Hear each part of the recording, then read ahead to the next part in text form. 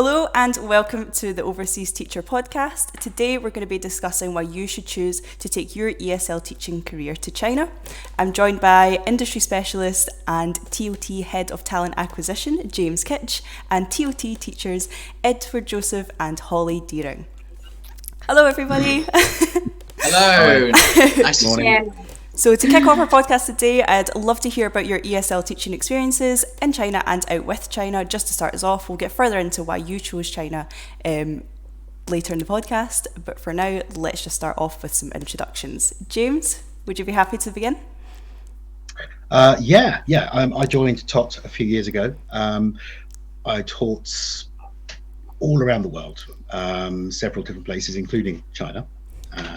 Most of Europe, and I also taught in a grammar school, so I actually taught Spanish originally, and then obviously branched out, and yeah, all the years of experience of teaching and doing teacher training and things like that have sort of amalgamated in the position that I hold now at TOT. So I'm sort of like I've got a few different hats, but one of them is basically finding the right people to go for the right positions in China, including these two lovely people. Brilliant, thank you, James. Hollie, what about yourself?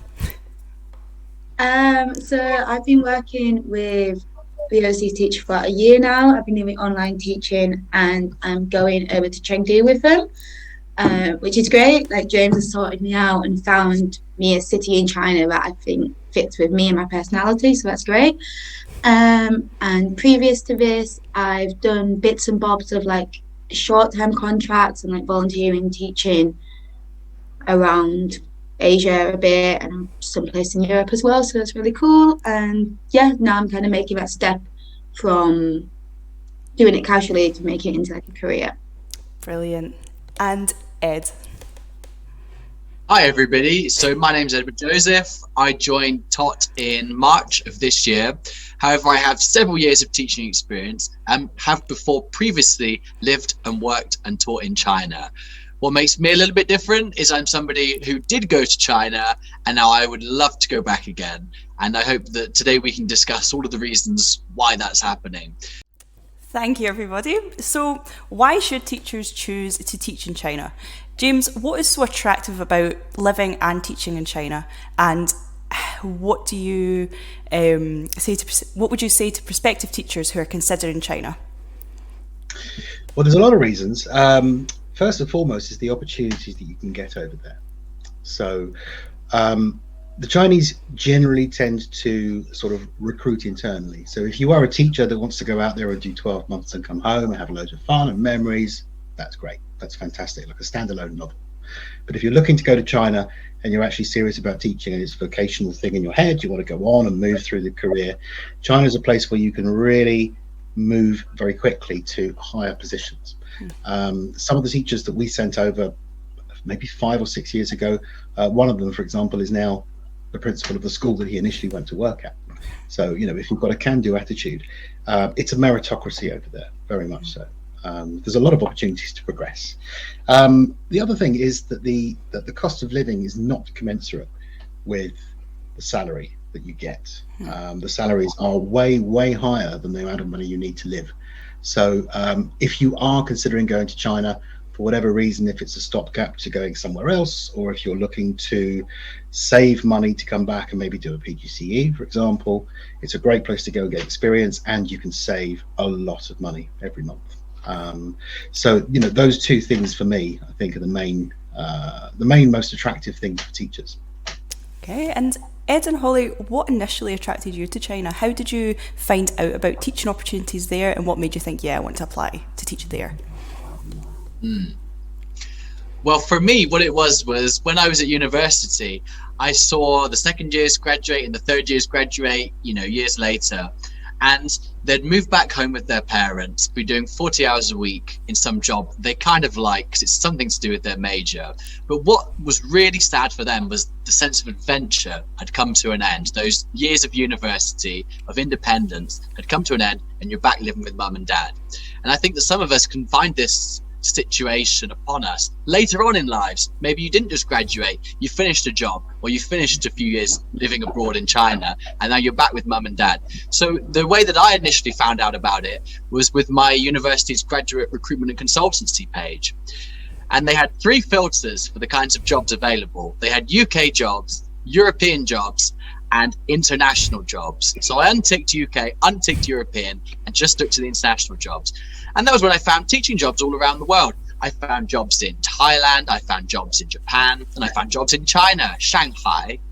So I decided I was going to apply for China because, you know, the other countries that are smaller, like Vietnam, Japan, as a passport holder of a Western country, we can go there and travel for 30 days visa free, 90 days visa free in some cases, Taiwan, Hong Kong. So I decided I was going to live in the one that needed a visa, and the biggest one of all of them. China is 1.4 billion people. It's bigger than America. It has 5,000 years of history. And I really wanted to unlock all of that with a teaching job in China and get to know what China's really like. So that was how I originally fell in love with China. And I can say that when I found the overseas teacher and they said, we can find you another job in China, you can go again, the sense of adventure that you once had when you had your studies at university or when you first lived in China can come back again. So that was how I ended up initially going to China, and then with TOT finding a new adventure in China to pursue. Wow. And Hollie, after having your experiences in Europe and Southeast Asia, what made you then look to China to take your career? Well, I came back from living in Malaysia due to COVID times. I think there's a big exodus of people who were like kind of having this like life that they were living and things were fun and exciting, and everyone came back home because the world was ending.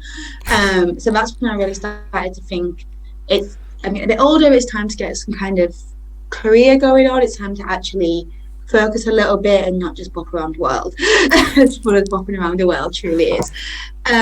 So like I'd never kind of thought about going to China previously, but I fell in love with Asia, I fell in love with Southeast Asia, and I was like, it's kind of a next step.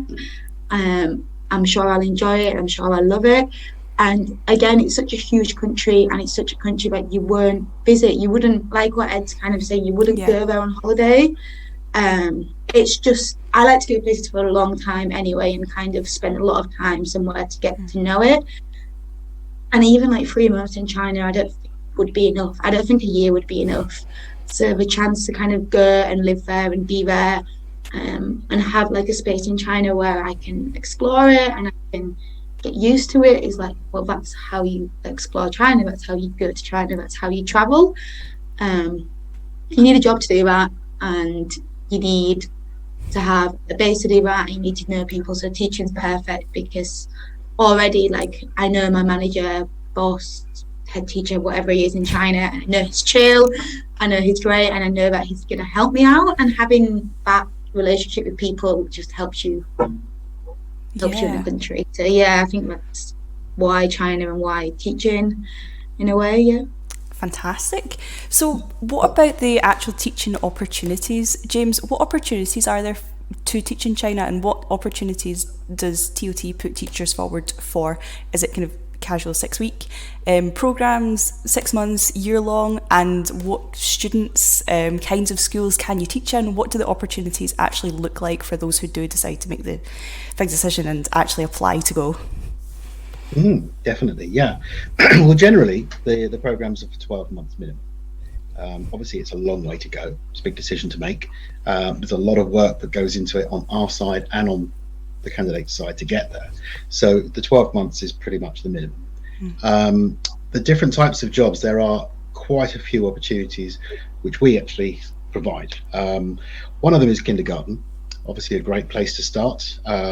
It's not as academically challenging as the other roles. It's a lot of repetition, it's a lot of verbs, nouns, sort of songs, chants, and general sort of, activity based general. But energy-wise, very hard work. I did kindergarten, and I wasn't a kindergarten teacher. I struggled. I have taught it myself. I wouldn't do it again because it doesn't really suit my personality. But to be fair, I did enjoy it. I did that in Thailand, actually, with a group of very, very rich kindergarten children. As you can imagine, they don't do as they're told. It was fun.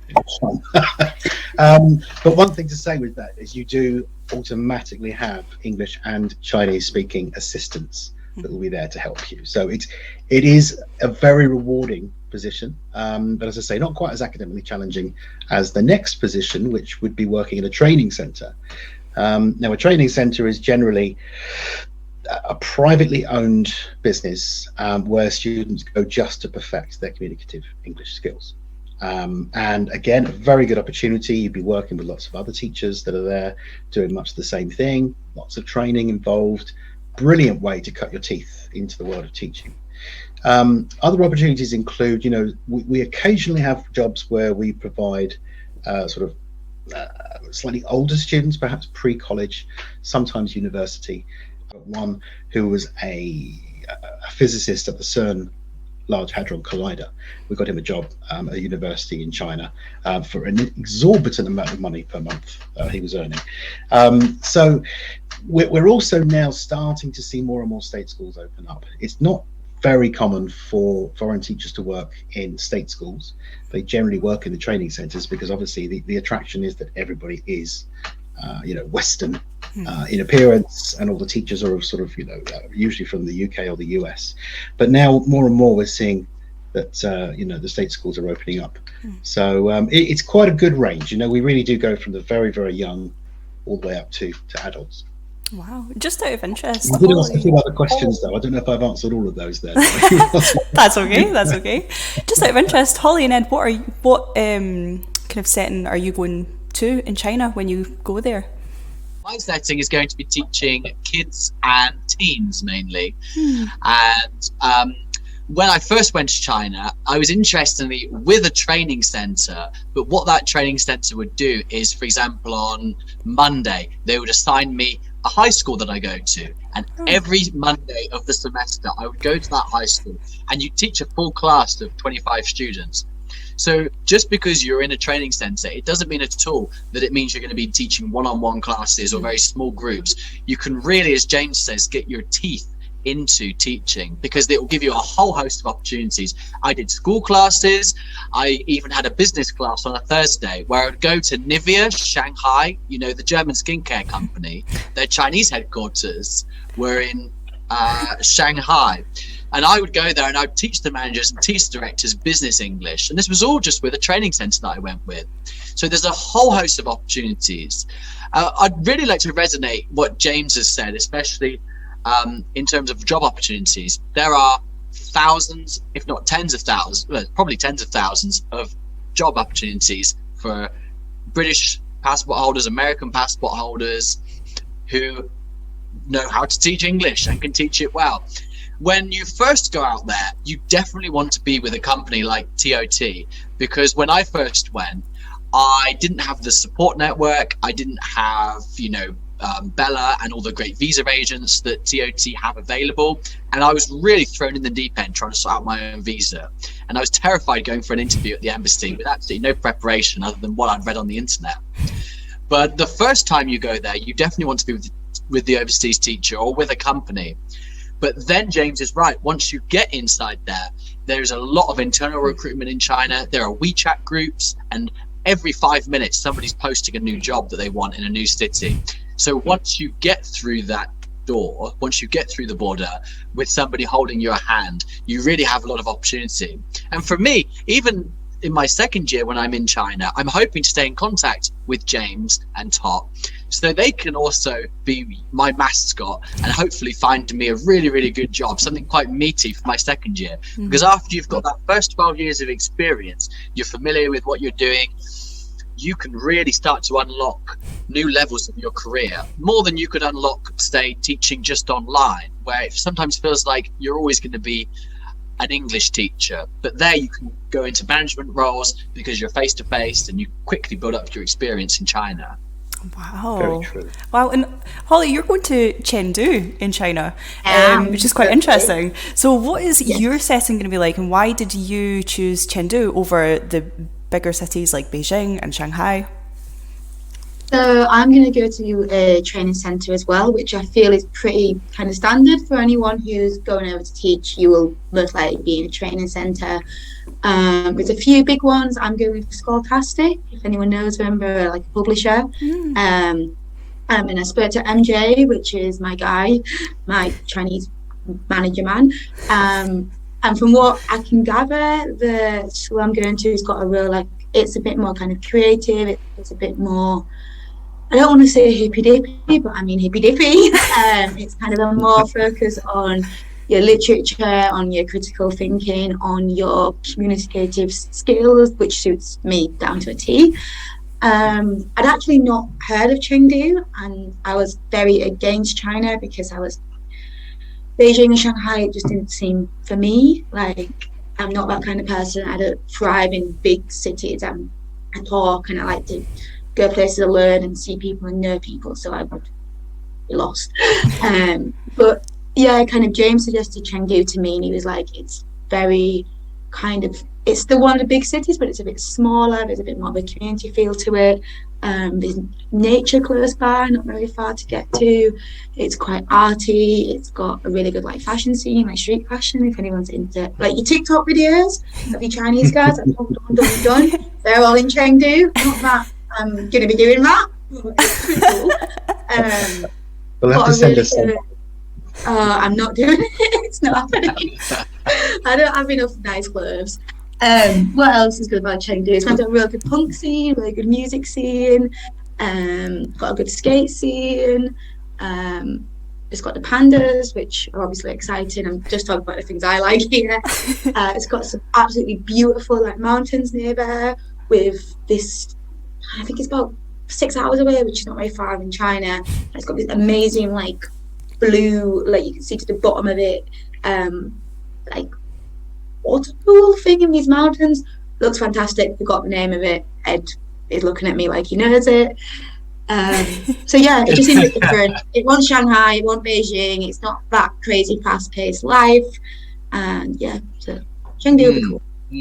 Wow. I admit, as somebody who's lived in China, because I've lived in Shanghai, my first choice was Shanghai, and now when I'm going back and going to a different city, I'm going to Guangzhou, which is a city. It used to be called Canton, so it's the home of Cantonese, and I'm a little bit jealous of Hollie going to Chengdu. Something for me that I like is I really do love big sprawling cities. I grew up in a small village in Somerset in southwest England.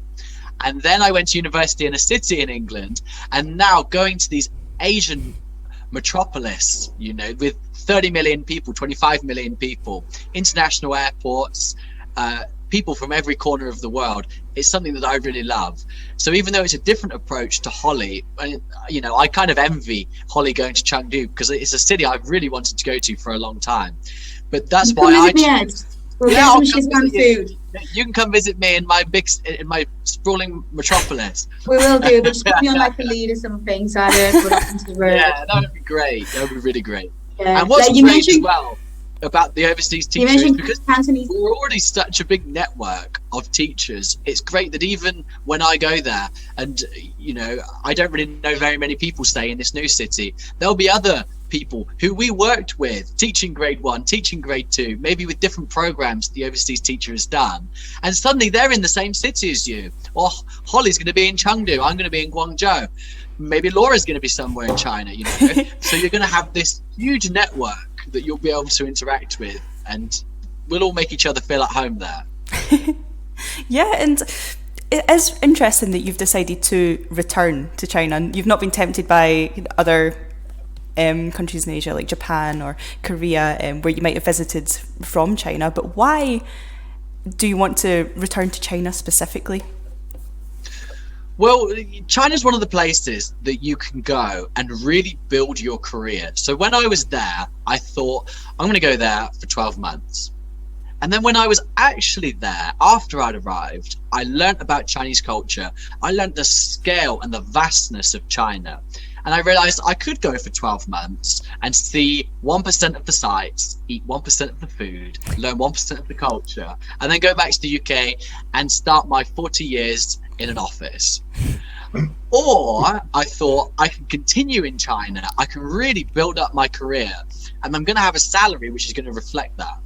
So the reason I didn't want to go back to another country was because, as I said earlier, I'm a British passport holder. I've got visa-free travel to Thailand, Taiwan, Macau, Hong Kong, Singapore, South Korea, Japan. Wherever I want to go, I can go.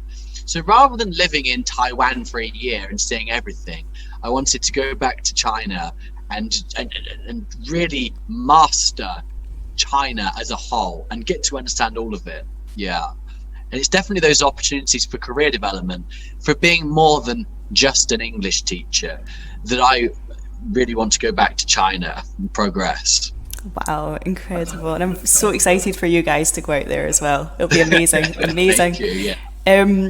So we've kind of touched on this already, but why should you go to China with the overseas teacher is something I'd like to discuss just now. So James, why do you think the overseas teacher is different from other teaching agencies or companies, and why should prospective teachers, whether it be their first time going to China or they're returning to China, why should they decide to apply with us?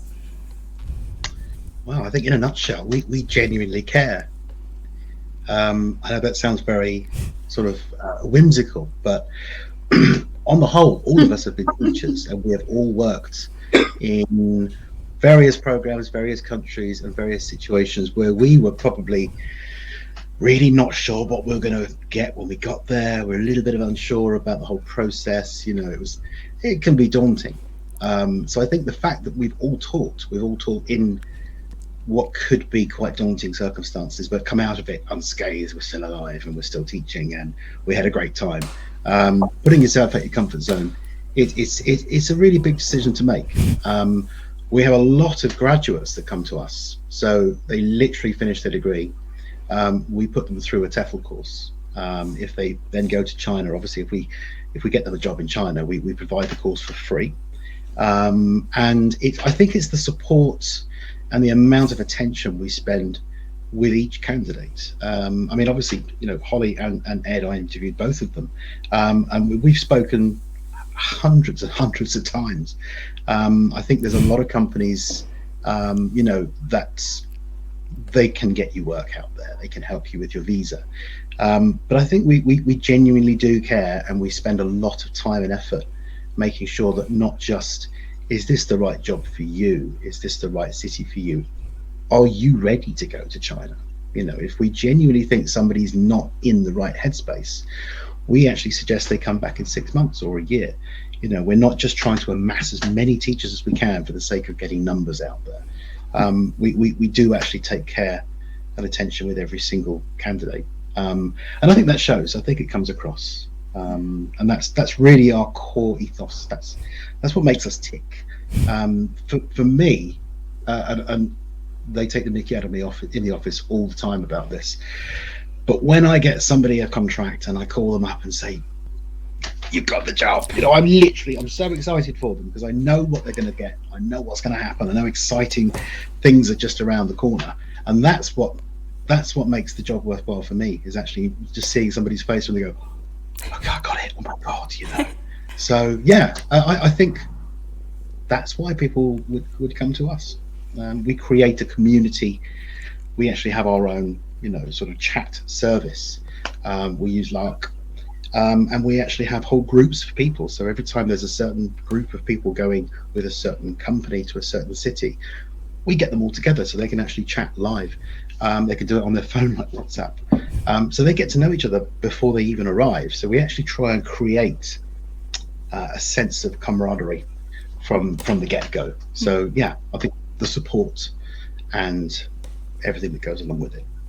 Wow. And Hollie, how did you come across the overseas teacher? I found overseas teacher online.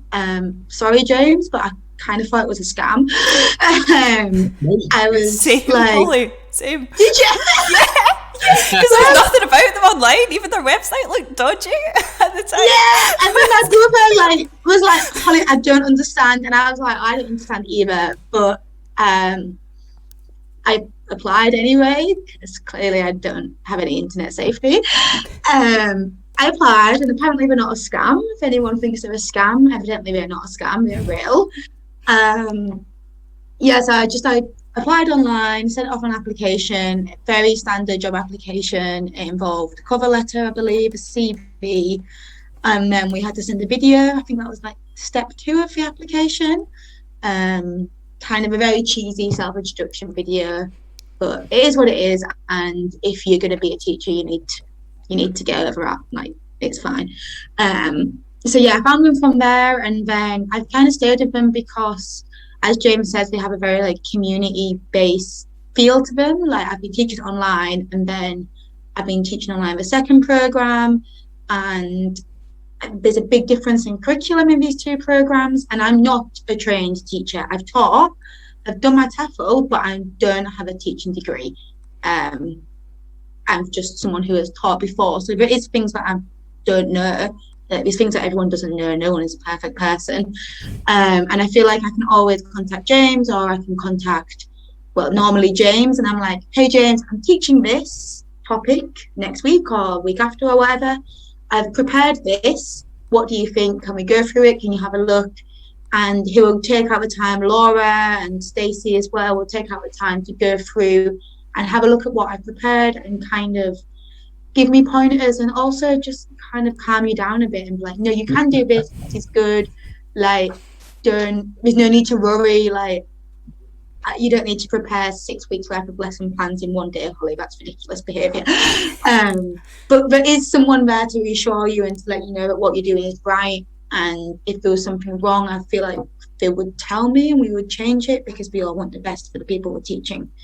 So I think that's a really big deal for if you are nervous about going to China and you do want a company that's going to be more supportive and treat you as a person, like calm you down a bit. Because we all need better times. I think a few times you've had the feeling that it's kind of like the imposter syndrome. You're like, I shouldn't be doing this. I don't know why I'm doing this, and I don't know how to do this. But when we looked, I mean, the last time we spoke, you went through a whole thing about horrible histories. Do you remember that one? Yeah, the Tudors. The Tudors. And in actual fact, what you prepared was absolutely outstandingly good. But I had to sort of make you realise that it was outstandingly good, and then talk you through the best way that we could present it. So, yeah, you say you haven't got any real qualifications, but you're a naturally talented teacher, Hollie. That's the gift of the gab. Yeah, like on that, I'm now teaching like science, English, and history, and different levels, and writing, and all kinds of things that, like, I literally say it to my friends, and they laugh and be like, "You, what? You're doing that now?" And I'm like, but when I'm doing it and the kids are actually responding and they're saying the things that they need to say, so they must be learning. And there's no way I would have done it if there wasn't someone telling me, like, actually, you're all right at it, because I would just be like, not me. Like, So yeah, I think thanks, James. Cheers, mate. You're welcome. No, you deserve it. Done really well. Yeah, that's a big point. So our final question for the day, I would love it if you guys could tell me one piece of advice you wish that you had been given when you were trying to make that decision about whether or not to choose China as the place to take your ESL teaching career. What would you say to someone trying to make that decision now? What I would say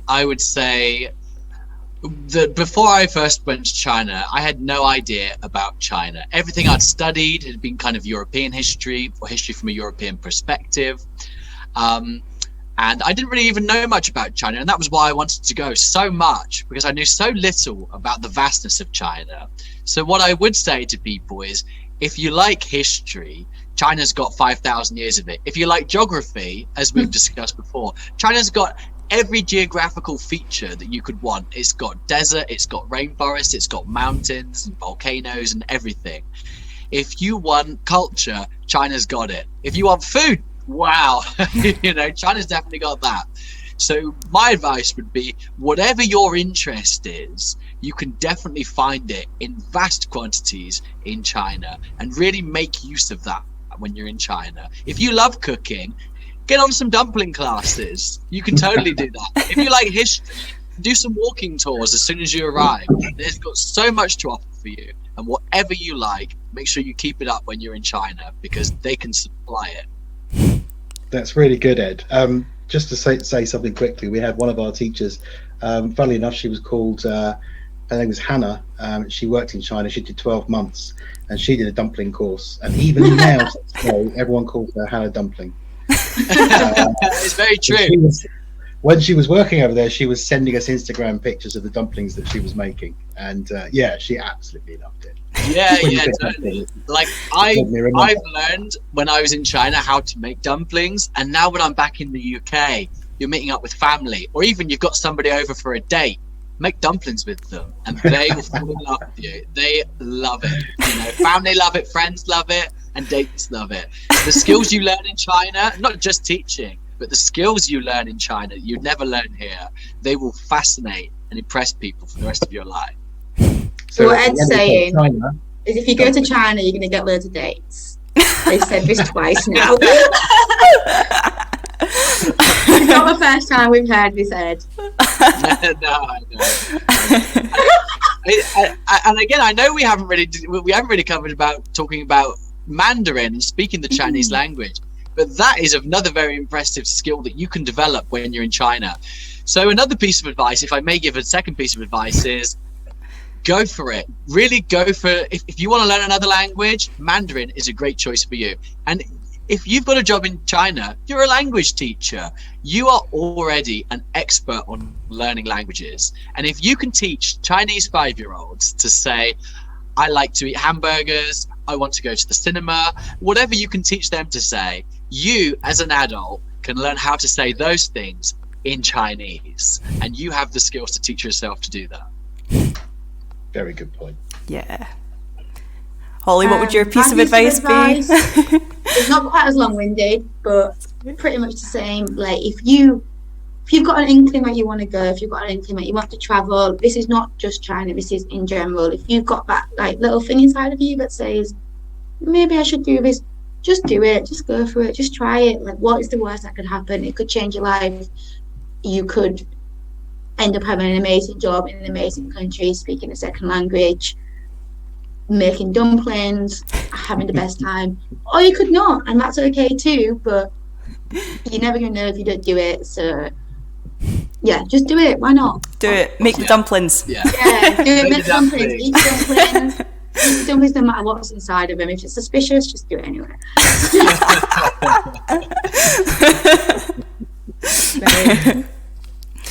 And finally, James, what are your words of wisdom?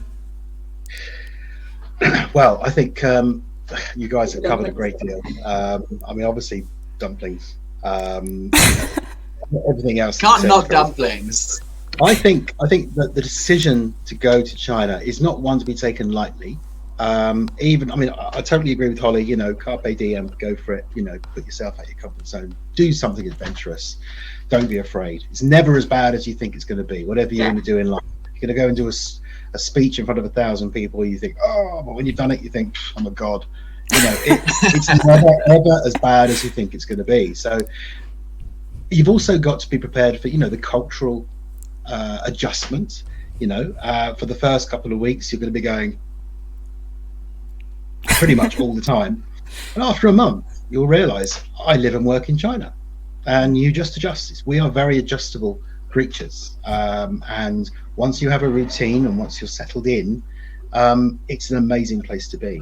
But yeah, it's a big decision, and I would say the best thing I would suggest would be, if you are considering going to China, obviously come to us. I would say that, but do your research. Look at cities about, look at where you would like to go, because the most important thing at the end of the day is not just getting a job in China. It's getting the right job for you in a place that would suit you, in a place where you feel you're going to gain the most. And you can come back to it. You can do it for a year. You can come back a year later and say, I'm going to do a year in the UK and then go back to China, as Ed's doing. So, China's not going anywhere. It's a big place, and people keep having kids. So there's never really supply of people to teach. So yeah, I would say have a really good think about it. Research, have a chat with your friends and your family. See what they think. And then genuinely, whether you come to TOT or not, make sure that you get somebody who actually has your best, thoughts in mind. You know, we want to make sure that it's got to be something which is going to benefit you and not just for the sake of going to China. Yeah, on what James has said about making sure you're ready as well, like something that I say to my friends a lot, because I'm the one that runs off everywhere, to make sure you're not going to China to escape anything bad that's happening. Like, sort yourself out and make sure that you are measured and chill and kind of you're feeling okay, and then go as a person who's sure of themselves. Because I don't know, I feel like this is good advice. Like, just make sure you're not running away from something. Make sure you go for the right reasons. Yeah. I don't know if that was a bit sad. You can cut that out, maybe. No. No, you're totally right. You can't run away from yourself, you know. Yeah, like I know a lot of people who head. like ran away, and I'm like, we're still crying in Bali, so Yeah. put that bit out, please. And don't go to China just for the sake of going to China. You want to go to China because it's something you want to do. Yeah. Don't think, I want an adventure, I'm going to message James on Lark and try and get a job in China. You need to really research and be committed to going. I trust you. I promise you. I promise you. We can cut that bit out. I was like, I promise you, you will have an adventure of a lifetime if you go to China, so long as it's the right decision to make. You need to go, like Hollie said, with a clear head and an open heart, nothing holding you back. Oh, I like that. Ready to throw yourself in at the deep end a little bit with the overseas teacher's support. Okay, so definitely, do it, but only if it's the right thing to do for you. Do it for you and make the dumplings. Brilliant. And I'm going to get you a t-shirt that says make the dumplings. 100%. Anyway, thank you, Hollie, Ed and James. This concludes our podcast for today. If you have any further questions about why you should choose China, please leave them in the comments below, and don't forget to subscribe for the latest updates and opportunities for teaching in China. Okay, thank you everybody, and we'll see you next time. Bye. Bye, people.